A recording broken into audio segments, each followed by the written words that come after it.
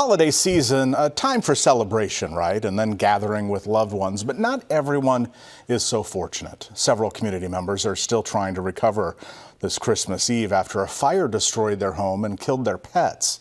The fire happened last week, and the family of 3 that lived inside are all employees of the Alpine Inn. That's a long-running restaurant just north of the metro. After they lost everything, the restaurant began asking customers for a little help with donations. The owners of the Alpine Inn tell 6 News it was a no-brainer to offer help. She says one of the employees is one of their cooks responsible for making their award-winning fried chicken, and they want to do whatever they can to help them recover.